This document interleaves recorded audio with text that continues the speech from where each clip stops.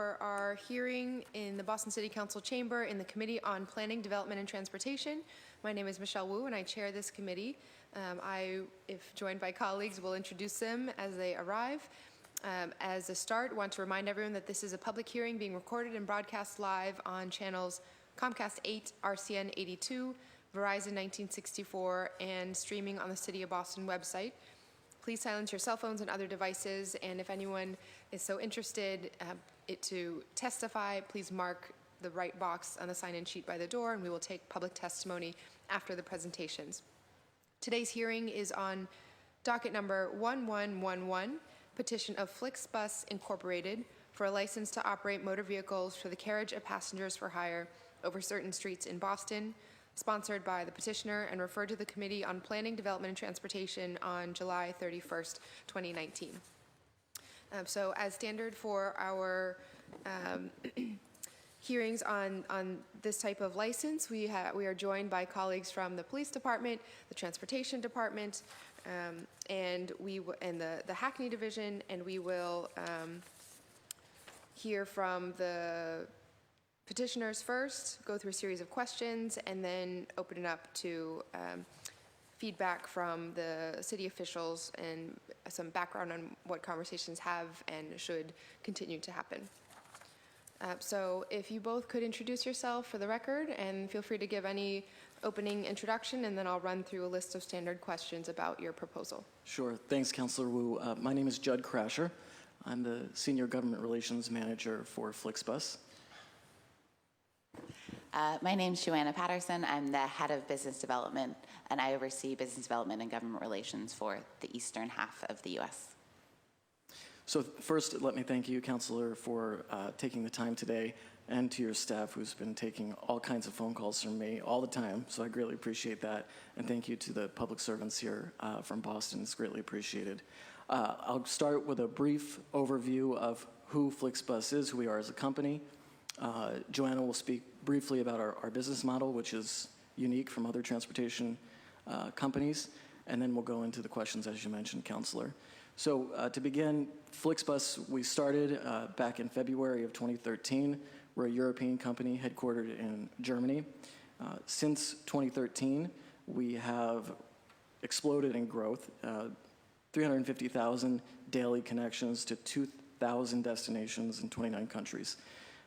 We started our expansion into the United States approximately a year or so ago, and now we are looking to actively and aggressively expand our operations on the East Coast. We already serve routes servicing from New York to DC. We also recently started a private lot, operating out of a private lot on 90 Traveler Street in Boston. It has been incredible response from our customers. As I'll talk about, the service we provide with our bus operations is excellent. Our customers are experiencing that firsthand, and the response has been incredible. To go over what we're trying to do here today is to seek permission and go through the proper channels to obtain permission from the city of Boston to allow curbside pickup, specifically as it relates to this particular petition. This is a portion of Dalton Street, specifically adjacent to the Sheraton Hotel. The reason that we are putting in for this particular location, A, it works from, we believe, a customer point of view. We strive very much to connect our customers to public transportation. Furthermore, this is a stop that's already being used by at least a couple of other bus companies for intercity routes.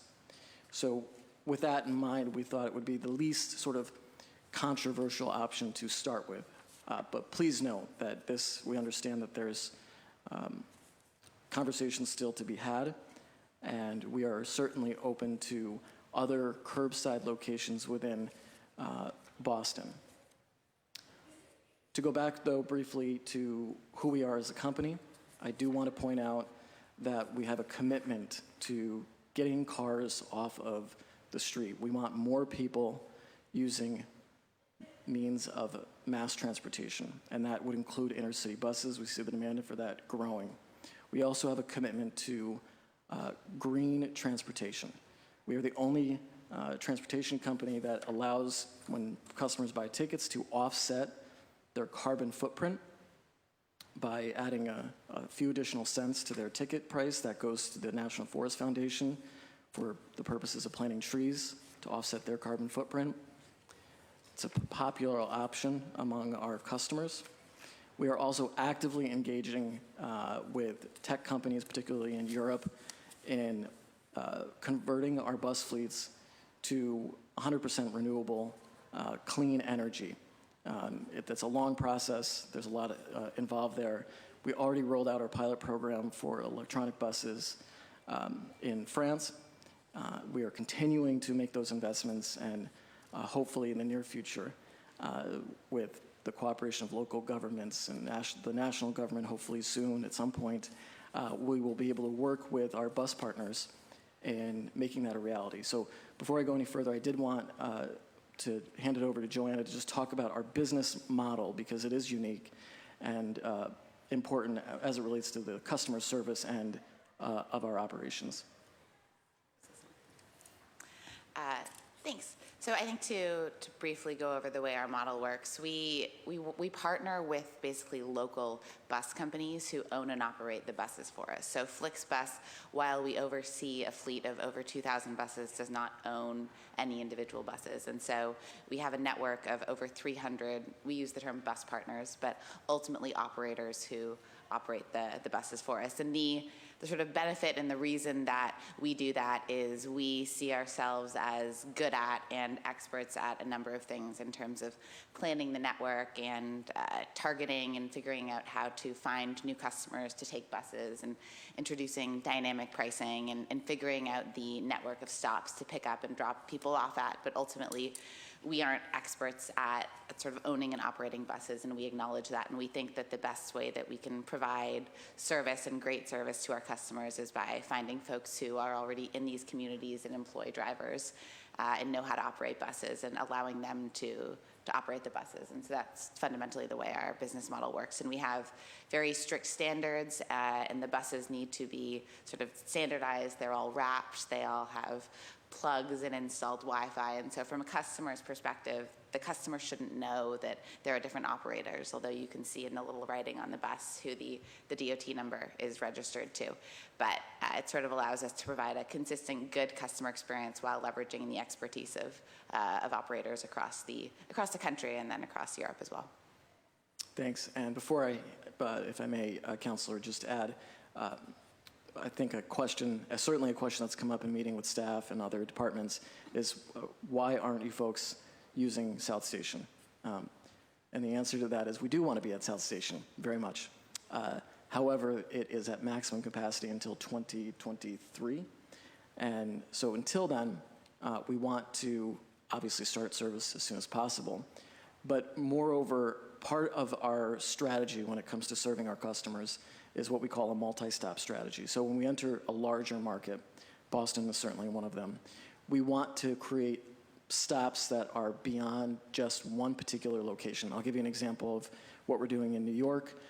We have a stop in Midtown Manhattan, and we're also working with community boards in the outer boroughs of New York City to have stops there as well, to connect as many people as possible to an affordable means of intercity transportation. That is very important to us, that no matter where you live, no matter your income level, that you have easy access to intercity travel so you can visit friends, family across the country. So we're excited about this, to bring this into Boston's economy, to give Boston residents, people visiting Boston, another option for travel. And with that, I'd be more than happy to go through the questions and take any other questions as they come along. Thank you. I have a set of questions on the business model, but I'm going to just run through the series of questions that we have to address as part of getting it on the public record. So one, just to note that I do have a copy in the packet already of the notice of this hearing that was published in the newspaper, as well as mail receipts of notices sent to the police commissioner and the MBTA. So thank you for answering question 1 and 2. You're welcome. Number 3, could you explain your background and any experience in this area of transportation? Absolutely. And Councilor, would it be beneficial to you and the committee if I were to just read what's already written in its entirety, or just sort of No, summarizing would be great. summary? Okay, just wanted to be sure. So as I mentioned at the start, we're part of an international mobility company. Our parent company is named Flix Mobility. Across the United States and across the world, we have skilled employees who specialize in areas such as operations, safety, network planning, traffic control, and government regulations. I provided in the written answers a more detailed overview of each of those areas so the committee can better understand our commitment to professionalism. Included also is our corporate fact sheet. So given the connection to an international parent company, who would be the Boston sort of managing person? Absolutely. It would be Human Flix. being. Sure, absolutely. It would be Flixbus Incorporated. It would be us. I would be the government liaison, and it would be our team that is based in New York, and our sort of U.S. headquarters is in Los Angeles, so it would be Okay. U.S. based. And are you both based in New York as well? Yeah, that's correct, yes. Okay, could you outline the experience and type of training required for drivers and other employees? Absolutely. Flixbus drivers are required to have a minimum of 2 years experience and be at least 23 years of age. All drivers that operate Flixbus lines are required to complete what's called Flix University, courses and exams. All Flixbus drivers must operate in accordance with DOT and FMCSA regulations. Flixbus further requires bus partners to provide Americans with Disabilities Act compliance training to their drivers. And I would add, with respect to our employees, our Flixbus employees, we take great care when we enter a market to ensure that when we evaluate a stop, that it not only is convenient for our customers, but also safe. And that's from our own sort of internal evaluation, but working hand in hand with the local municipalities. So we understand fully that the best people to understand the safety needs of a particular city would be the folks that protect the city on a daily basis. And that's where we want to build that relationship, of course, in this case, with the city council, the other public servants, in the city of Boston to determine what the best course of action is. Do you check driving and criminal records? Yes, and to add to that, our bus partners also randomly drug test their drivers. Okay. How do you solicit and respond to passenger suggestions and complaints? Customers receive a post-ride survey, which allows us a powerful insight into the customer experience. Customers can use our contact form at flixbus.com. They can call our 24/7 customer service team or email us to initiate complaints. Complaints and other feedback are responded to quickly within 48 hours. We also closely monitor our social media pages, Twitter, Facebook, and respond to any customer issues as quickly as humanly possible. Okay, and have you met with representatives of the Transportation Department as instructed prior to this hearing to review the routes? I had a good conversation after a couple of several phone calls and emails to Boston DOT from Mr. Edward Hesford. I mentioned to Mr. Hesford that I'm happy to meet anytime in person. And this is probably a point of discussion we can get into later on in the meeting, but Mr. Hesford mentioned that that Flixbus really shouldn't have been applying for a jitney license, that it's more, this is the conversation that I have with Mr. Hesford. Jitney licenses are more for things like tour buses and things of that nature was the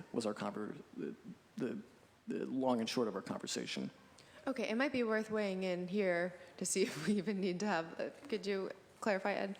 Yeah, so basically the jitney license is basically for underutilized, underserved areas within the city and basically intra-state, not intra-city outside. That's basically handled by the Department of Public Utility. through the CMR 222 and the Mass General Law 159A, basically having to get that license in accordance with interstate operations. We've had several instances where we've had interstate bus operations try to establish on the city street that basically we had terminated because of, basically we have no place to put them.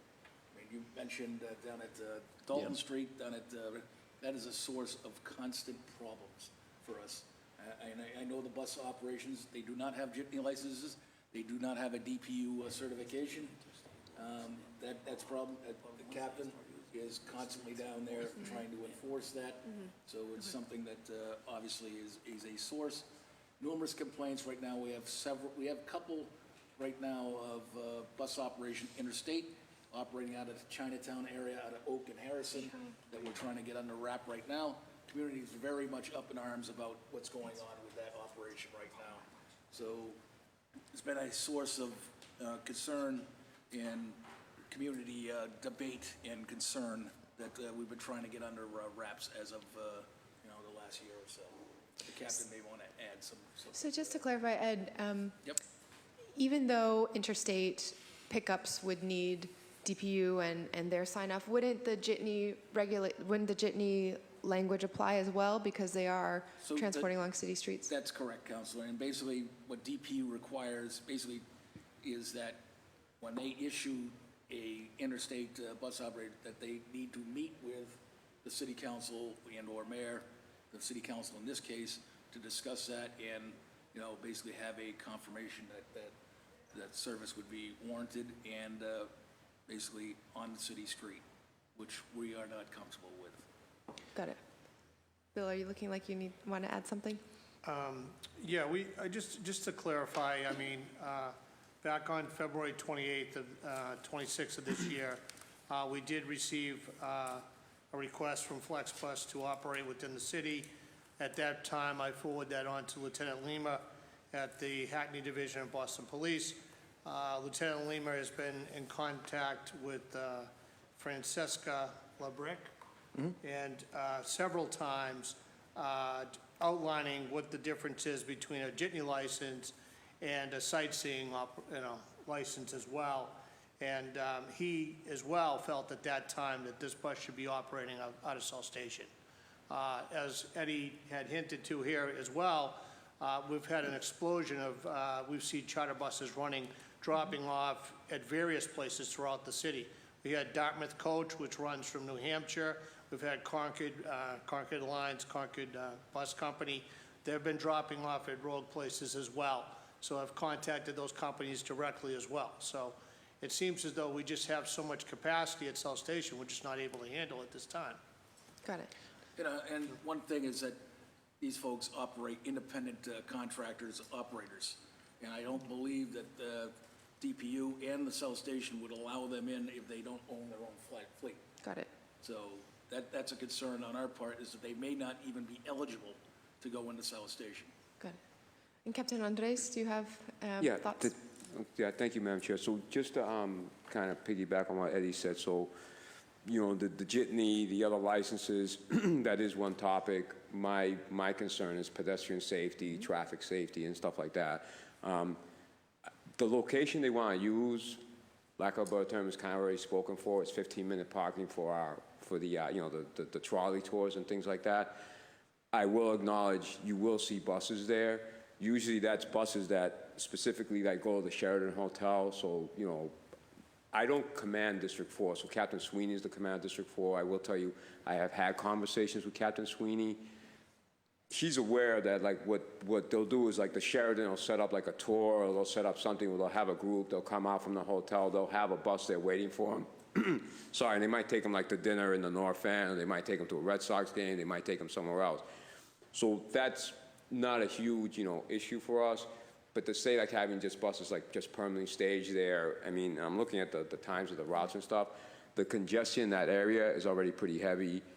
You have the brand new building at 30 Dalton Street that's still not 100% up and running. And it's actually, I look at the picture they put in there, and I think you have to been standing for a long time to actually get a picture of that location where there's no buses already there, because there's always somebody coming and going, and it just presents a problem for us. And there's also displacement of where my trolley's going to, where the sightseeing trolley's going to go if these buses are taking up, a longer amount of time.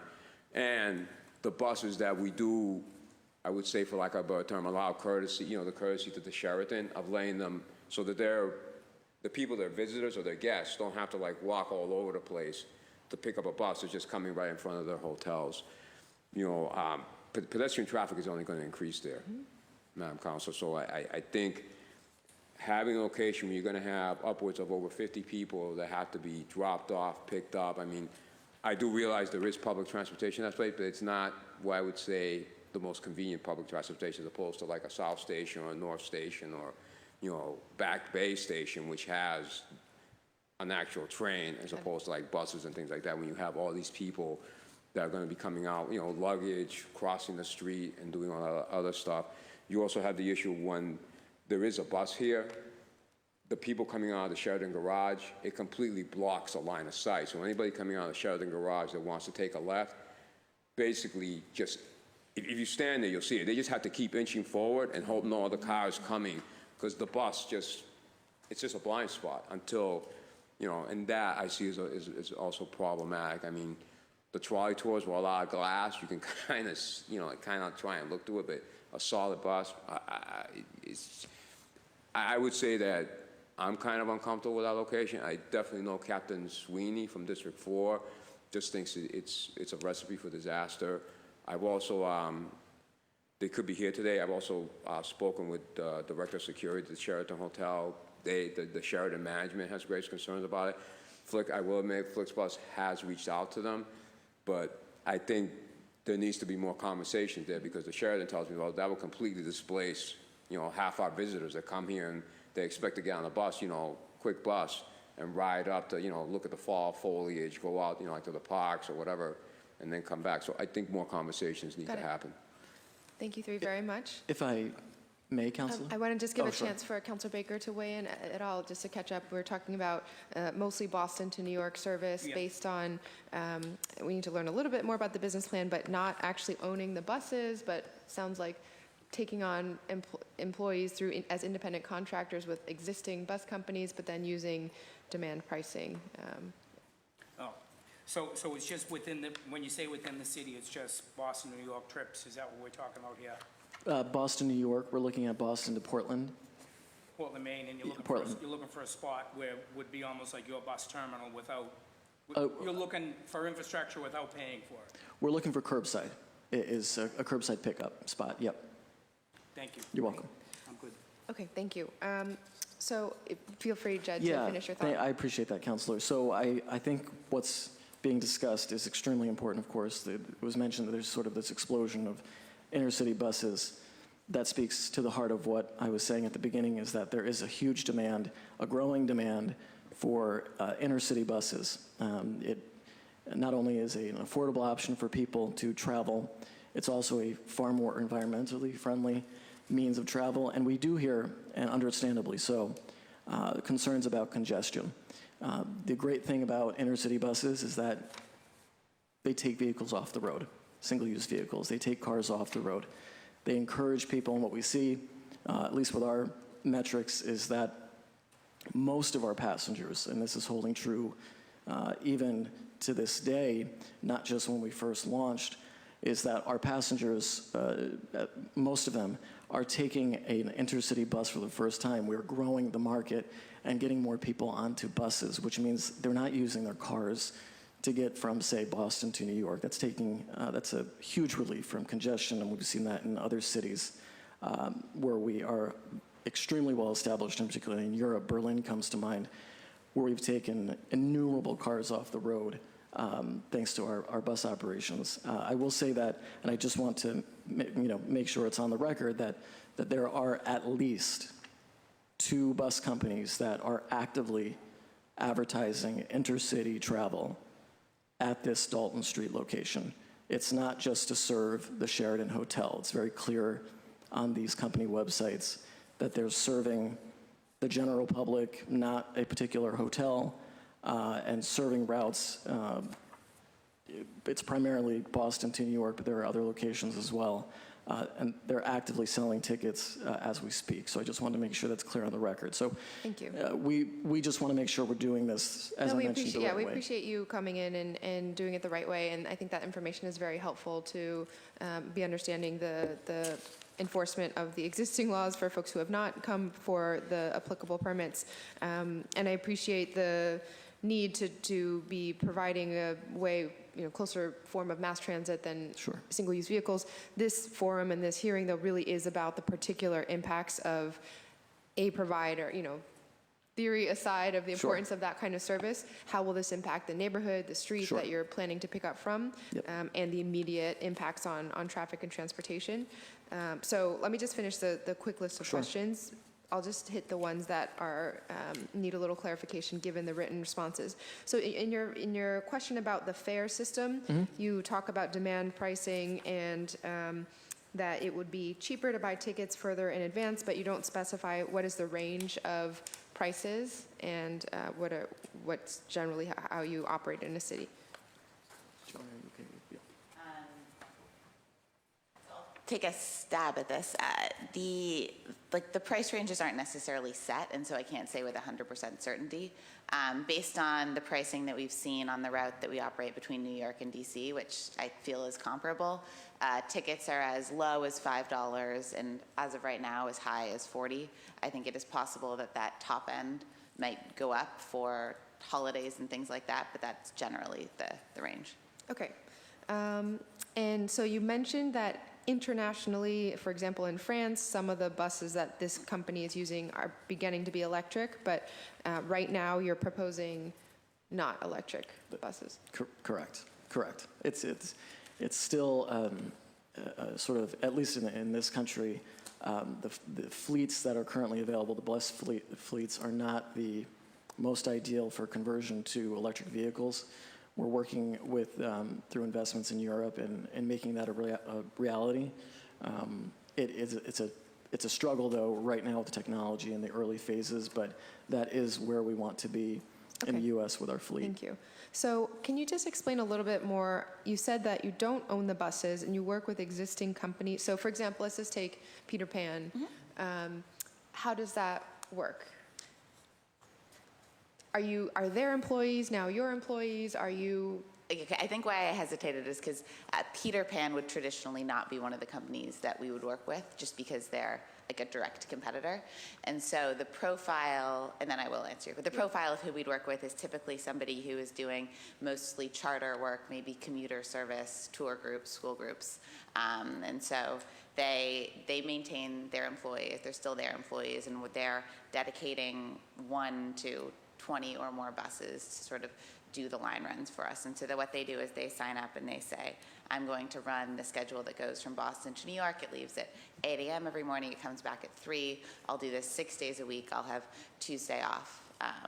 And they will sort of use the sort of wrapped buses for that. So you're essentially you're cobbling together kind of extra buses that these companies are using and trying to form a schedule off of that. Yes, I'd say typically it's not extra buses because we do have specifically age requirements. So typically they're investing in sort of new buses. And so we design the full schedule if we want X many buses to run hourly or every 2 hours or whatever that is. And But then in that we case, fill in all the pieces. so for example, just thinking about the employment structure, all of your all the employees that are driving the buses are still employees of those other companies and subject to different wage or benefit Correct. structures based on those individual companies. Correct. And do you have any standards for those? That some of your routes might be driven by bus drivers who are being paid minimum wage, and others might be driven by bus drivers who have a benefits package. Yeah, when we speak with bus partners, when we enter into conversations with them and then eventually sign agreements, they're done on a case-by-case basis. We very much want each individual bus partner, bus company, to operate their business as they see most appropriate. The issues that you're raising with respect to minimum wage and things like that are very important to us as a company, as part of our value set. With that said, we do want to ensure we're not infringing on the sort of autonomy of the individual businesses that we are partnering with. So thus far, in our conversations with partners in the United States at least, which is to the extent that I can speak of, those specific requirements haven't come up. Okay, so Certainly. you're sort of agnostic about what people are being paid and the different conditions, and then how do you pay then the company owners some sort of fee for letting you use their bus and have the drivers run the routes? Yeah, we have a revenue sharing agreement, and so we provide the owners with a set percentage of the revenue. Okay, but you're not sure if that ends up, that they can do with that what they want in terms of how much goes to the drivers versus Yeah, our anything focus else? has been more on setting the safety parameters in terms of things like 2 drivers for night runs, and making sure that the 10-hour driving rule, 15-hour driving rule are adhered to, and then, as Judd said, we don't sort of dictate how the money gets filtered down to the employees. Okay, great. And so right now you're not running any routes through Boston, or is this Tufts University one already going? The Tufts is running, and we Okay. do have a private lot that we're using on 90 Traveler Street. It's a parking lot. We rented out a portion of it that we're using to do a piece of our runs between to New York. And does that go sort through of. Boston? Yes, 90 Traveler Street is in Boston. Is that a City It's near- of Boston licensed lot? It is a licensed lot with respect to, Do they have paid parking there also? they have, yes, they do have paid parking there. That comes under the Transportation Department, which I know nothing about. Okay, fair enough. That's a concern. Okay. Okay, but right now that's the only route you're running, and you have, does the 8 bus number applies, you're already using 8 buses and running those routes? We're using 5 right now. You're good. We're using 5 right now. We'll have 6 as of Thursday and 8 as of next Thursday. And the goal is, your request today is to keep those routes, but then add a stop on those routes on Dalton Street, or to add new routes with the Dalton Street origin? So we'd like Okay. to keep those routes and shift from the parking lot to Oh, I see. Dalton Street as the Boston location. I see. Okay, thank you. Any other questions, Councilor Baker? Okay. Any other statements from our esteemed colleagues in the administration? I think that, as far as the Transportation Department, we're not in support of this application for various reasons. One of not being is that there's no DPU licensing, there's no jitney licensing, yet they continue to operate. There's independent contractor issues that basically, I'm sure the captain and I have, as well as Billy, leverage on enforcement, with independent contractors not working directly for the company. So there's a host of issues here. Yeah, Madam Chair, I'd just like to add to go back to some of the points, like, I wouldn't say, I don't doubt there might be buses running in front of 39 Dalton Street. What I do say is they don't have permission from us. It's kind of like the problem that Eddie talked about in Chinatown we're having right now. So what these bus companies do is they go on the app, and literally they'll say, pick up here at, like, say, 444 Harrison Avenue, and then the next day pick up here at 295 Sharman Avenue, and then the next day pick up. So that they use it, they probably, it's kind of like the problem we have in Harrison Avenue. So I'm pretty sure it does happen, but what I'm saying is, like, it shouldn't be happening. That's my thing. And then Got it. the only other thing is about the traffic and the congestion. I applaud trying to get cars off the street, but what they're talking about is getting cars off the highway. Getting people on a bus that gets less cars on the highway. But how do the people get to 39 Dalton Street is my concern. Are they taking cars? So what you're basically doing is you're taking 50 cars off 93 and putting 50 cars or 20 cars or 10 cars on Dalton Street, Belvedere Street, Huntington Avenue, Boston Street, because I know there is he can say, I know there's public transportation, there's bus routes that go there, but most people take, the trains. They'll take a blue line, they'll take an orange line to a south station, a north station, or back.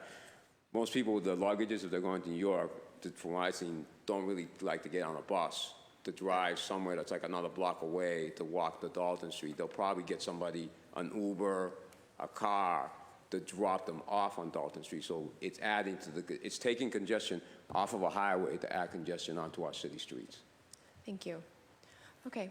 Oh, yes, Councilor Baker. So what are we doing about all these other buses that are operating this way? So as we become aware of them, Council, we go there and we take traffic enforcement. We have a commercial vehicle enforcement unit. Jerry Harrigan, I'm going to say his last name wrong, but he'll go there and he'll stop the bike. He'll do a complete inspection, weigh it, survey it, licensing it, all this, and we'll take enforcement action. That can include, writing a ticket on it and doing other things like that. It's just an issue that we've had. I mean, even besides, they brought this up with our colleagues at the Transportation Department. We have some tourist, companies that actually say, hey, we'll do the best tours of Boston. They're not licensed to us. They just go on a website. They set up these ghost websites. So it's a never-ending problem, but we're always, trying to enforce it. But it's just a lot, and we don't need to add to it, I guess is what I'm trying to say. And with this, Ed, maybe this is for you or Billy, would this sort of pickup be appropriate in the outer ring neighborhoods, like if there are spots to be identified? I think right now, from what we're seeing from the community reaction, Yeah. it's been very negative because of the bus idling issues. Yeah. Basically coming in, going, disregard for the community. Not saying that this company is like that, obviously, but there's been numerous complaints within the communities about this type of operation. Yeah. And Michelle asked the questions about Council Wu asked the questions about, who owns a bus and health insurance and those sort of things, which would be a concern. I think the men and women that are driving the buses, this model here, potentially that's where they fall between the cracks, so I'd be concerned about that. Thank you for your time, everybody. Thank you. Thank you, Michelle. Thank you. Would you like to make any final statements? I would just want to add, thank you again, first of all. Secondly, our experience with our customers throughout our cities have been that they are using public transit to get to their pickup or drop-off location, or when they're leaving to take public transit. So, for example, if they're getting off their bus, they're utilizing that existing public transit infrastructure, or when they're getting to their location, the vast majority of our customers are indeed using public transportation. Our hope in all of this, and whenever we're entering a city, is to strengthen the existing public transportation system, meaning to get more people using it. With respect to the other communities, I want to make sure the council and the other public servants know we're certainly open and willing to look at other neighborhoods for sure.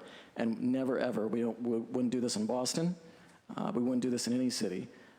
We would first consult with all of the community stakeholders in a particular neighborhood to ensure that A, we're wanted there in general, and B, a specific location within a neighborhood works. And if a specific location doesn't work for the neighborhood, we would never invade a community. We would work with the community to find what is best. So I value and appreciate, we value and appreciate the concerns that are being brought up.